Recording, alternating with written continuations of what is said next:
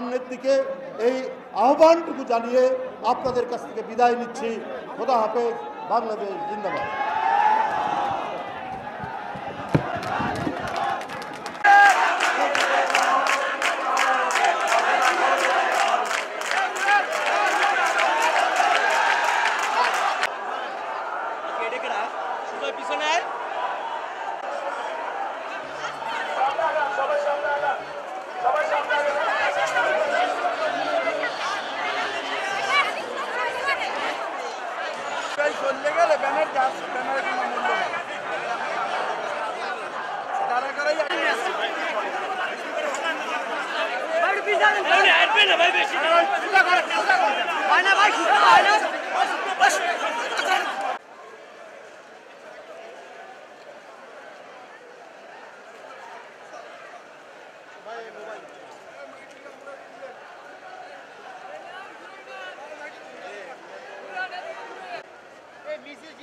সামনে আবার উঠে ক্যামেরা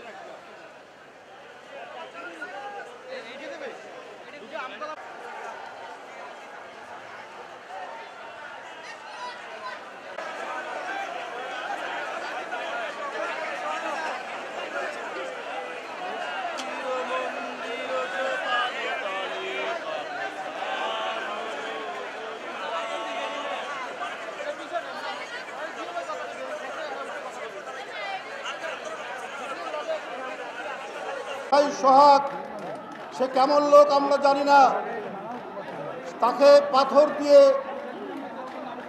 আঘাত করে করে হত্যা করা হয়েছে। আমরা দেখলাম ভাই, সমাজে যদি খুনাখুনি হয়, সমাজে যদি কেউ কাউকে আক্রমণ করে রক্তাক্ত ঘটনা হয়, এর প্রতিবাদ যারা করেন তারা করেন প্রশাসনের বিরুদ্ধে, তারা করেন সরকারের বিরুদ্ধে। আমরা এখানে দেখলাম কি, প্রশাসন বা সরকারকে কিছু না বলে কিছু লোক অপপ্রচার চালালেন বিএনপির বিরুদ্ধে। 10,000 মাইল দূরে বিএনপির ভারপ্রাপ্ত চেয়ারম্যান তারেক রহমান তার বিরুদ্ধে অপপ্রচার চালাচ্ছে, কুৎসা রটাচ্ছে। আপনার সরকারকে কিছু বলেন না, আপনার প্রশাসনকে কিছু বলেন না, পুলিশকে কিছু বলেন না। সন্ত্রাসীদের ধরবে কে? রাজনৈতিক দল না পুলিশ?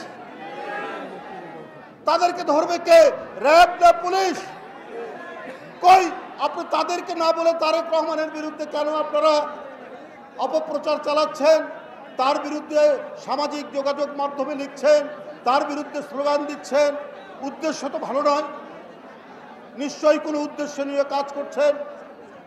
কিন্তু আমরা দেখলাম খুলনায় মাহবুব নামে বিএনপির এক লোককে প্রথমে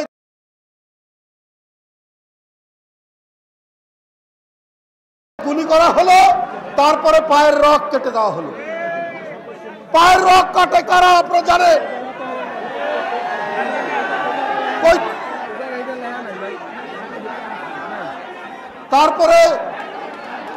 তারপরে চাঁদপুরে মসজিদের ইমামের এক খুতবা নিয়ে সেইখানে হত্যা চেষ্টা করা হলো, ছুরিকাঘাত করা হলো।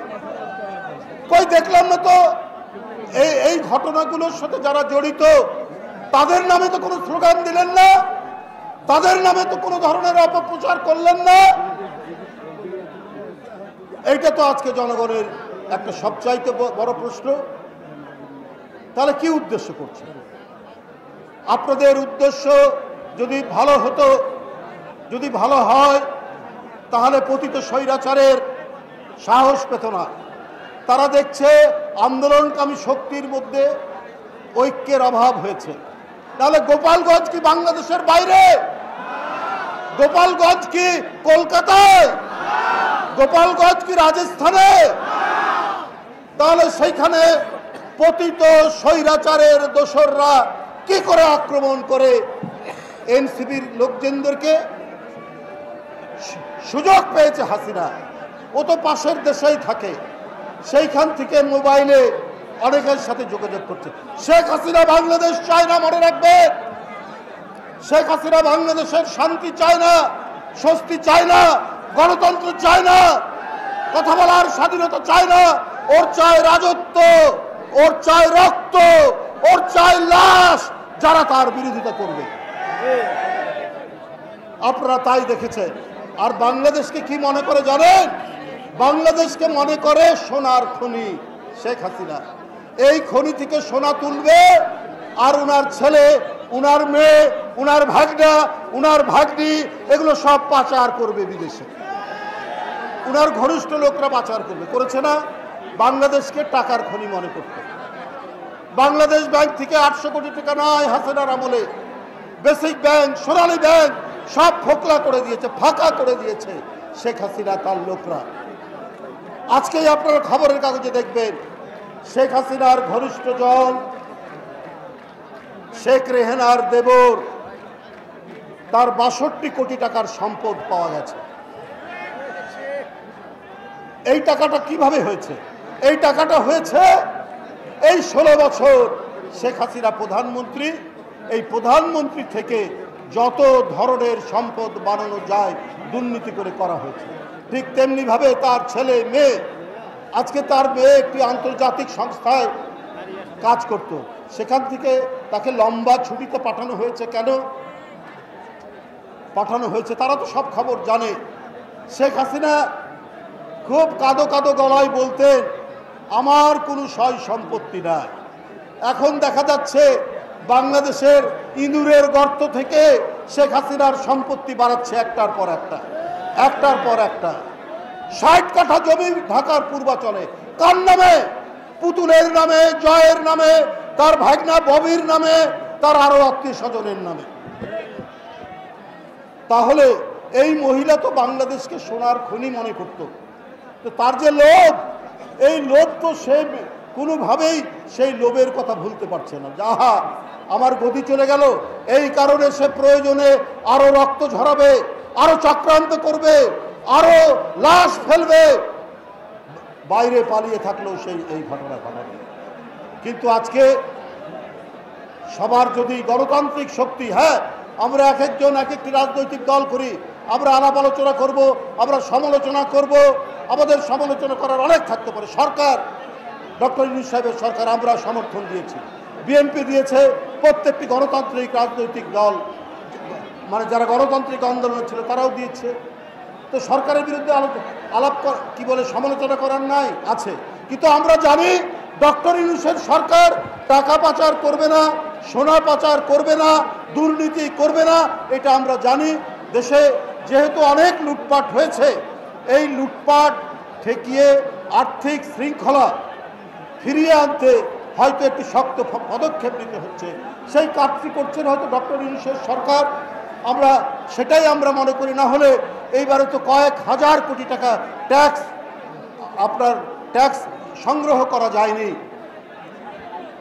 তারপরে এই সময়ে ঢাকায় কাঁচা মরিচের দর উঠেছে 300 টাকা থেকে 400 টাকা কেজি। আপনার শাক সবজি দাম এমন বেড়েছে যে শাকসবজির গায়ে হাত দিলে পরে বিদ্যুতের শক লাগে। তো এগুলো নিয়ে তো সমালোচনা করা যায়, কিন্তু আমরা করি না। যে অন্তর্বর্তীকালীন সরকারের আন্তরিকতা আছে, তারা চেষ্টা করছে। কিন্তু কেউ কেউ সরকারের মধ্যে থেকে কোন রাজনৈতিক দল তারা যদি বাড়াবাড়ি করে, তারা যদি সেই শক্তিকে কাজে লাগিয়ে অন্য আন্দোলনকামী শক্তি যারা 16 বছর লড়াই করেছে তাদের বিরুদ্ধে অপপ্রচার করেছে, তাহলে তো জনগণ তাদেরকে ক্ষমা করবে না, তাদেরকে তো মেনে নেবে না। আপনারা গোপালগঞ্জ গেলেন, এনসিপির এক নেতা বললেন আমরা গোপালগঞ্জের নাম বদলাবো না। আপনারা কাকে উদ্দেশ্য করে বলেছেন আমরা কিন্তু জানি। কেন এই কথা বলতে গেলেন? আপনারা একটি দলের প্রধানকে আপনারা অপমানসূচক কথা বলেছেন, কিন্তু আমরা আপনাদের উপর আক্রমণের সময় বসে থাকিনি। বিএনপির পক্ষ থেকে এর নিন্দা জানানো হয়েছে, বিএনপির পক্ষ থেকে পতিত স্বৈরাচারের বিরুদ্ধে ঐক্যবদ্ধ প্রতিরোধের কথা বলা হয়েছে, কিন্তু আপনারা পায়ে পাড়া দিয়ে নানা ধরনের কাজ কারবার করছেন। যাই হোক, আমি আমার বক্তব্য দীর্ঘায়িত করতে চাই না। আজকে সেই শহীদদের স্মরণে যারা নিজের জীবন দিয়ে গণতন্ত্র পুনরুদ্ধারের জন্য প্রচেষ্টা চালিয়েছেন, যারা নিজের জীবন দিয়ে একটা ভয়ঙ্কর রক্তপিপাসু রক্তচোষক শেখ হাসিনাকে বিতরণ করেছেন, সেই সমস্ত শহীদদের আত্মার প্রতি আমরা তাদের রুহের মাগফিরাত কামনা করি, তাদের আত্মার আমরা শ্রদ্ধা জানাই। আজকে তাদের জন্যই সারা বাংলাদেশে ঢাকা সহ মৌন মিছিল হবে। আমি আবারও অনুরোধ করবেন, মিছিলের মধ্যে কেউ স্লোগান দেবেন না, প্রত্যেকে নীরবে নিভৃতে শহীদদের প্রতি শ্রদ্ধা জানিয়ে হ্যাঁ আমরা ওই তো ঢাকা সহ সারা বাংলাদেশে এখন আমরা বরিশালে এই মৌন মিছিল করব। সেই মৌন মিছিলে কেউ কোনো ধরনের আওয়াজ করবেন না, স্লোগান দিবেন